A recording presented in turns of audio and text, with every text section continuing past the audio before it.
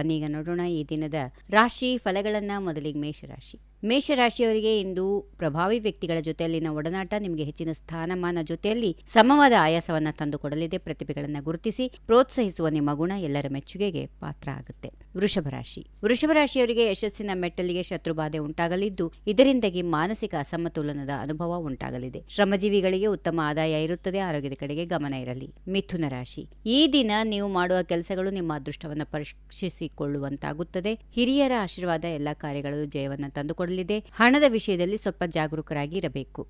ಕರ್ಕಾಟಕ ರಾಶಿ. ವಿದ್ಯಾರ್ಥಿಗಳಿಗೆ ಅತಿ ಹೆಚ್ಚಿನ ಓದಿನಿಂದಾಗಿ ಬೇಸರ ಬದಲಾವಣೆಯನ್ನು ಬಯಸುವಂತಾಗುತ್ತದೆ. ಸೇವಕ ವರ್ಗದವರಿಂದ ಹೊಸದೊಂದು ಪಾಠ ಕಲಿಯುವ ಕಾಲ ಬರಲಿದೆ.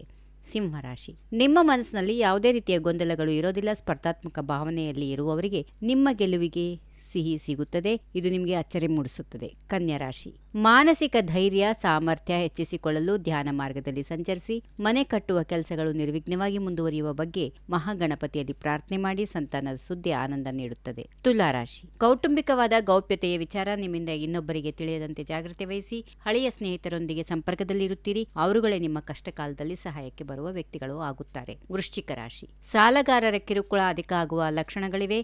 ಕೆಲವು ಆಕಸ್ಮಿಕ ಪ್ರಯಾಣವನ್ನ ಮಾಡಬೇಕಾಗಬಹುದು. ಬಹಳ ದಿನಗಳ ನಂತರ ಕಾರ್ಯದ ಒತ್ತಡ ಸದ್ಯಕ್ಕೆ ಕಡಿಮೆಯಾಗಿ ಮನಸ್ಸು ನಿರಾಳವಾಗುತ್ತದೆ. ಧನುರಾಶಿ. ಇನ್ನೊಬ್ಬರಿಗೆ ಹಿತ ಬಯಸುವುದು ನಿಮ್ಮ ಏಳಿಗೆಗೆ ಪೂರಕ ಎಂದು ಮರೆಯಬೇಡಿ. ಕಿಂಚಿತ್ ಕಾರ್ಯಸಿದ್ಧಿಯಿಂದಲೂ ನೆಮ್ಮದಿ ಕಂಡುಬರಲಿದೆ. ಖರ್ಚು ವೆಚ್ಚಗಳನ್ನು ಸಮತೋಲನದಲ್ಲಿ ಇರಿಸಿಕೊಳ್ಳಲು ಪ್ರಯತ್ನ ನಡೆಸಿ. ಮಕರ ರಾಶಿ. ಪ್ರಭಾವಿ ವ್ಯಕ್ತಿಗಳ ಸಂಪರ್ಕವು ನಿಮ್ಮ ವೈಯಕ್ತಿಕ ಬೆಳವಣಿಗೆಗೆ ಉಪಯೋಗ ಆಗಬಹುದು. ದೂರ ಸಂಚಾರದಲ್ಲಿ ವಾಹನದ ಸಮಸ್ಯೆ ಎದುರಾಗಬಹುದು. ಮನೆಯಲ್ಲಿ ಶಾಂತ ವಾತಾವರಣವನ್ನ ಕಾಪಾಡಿಕೊಳ್ಳಿ. ಮುಂದಿನ ರಾಶಿ ಕುಂಭ. ಕುಂಭರಾಶಿಯವರು ವ್ಯಾಪಾರಸ್ಥರು ಉದ್ಯೋಗದಲ್ಲಿ ನಷ್ಟದಂತಹ ಸಮಸ್ಯೆಗಳು ಎದುರಿಸಬಹುದು. ಅನಿವಾರ್ಯ ಕಾರಣದಿಂದ ಭೋಜನದ ಸಮಯ ವ್ಯತ್ಯಾಸ ಆಗುತ್ತದೆ.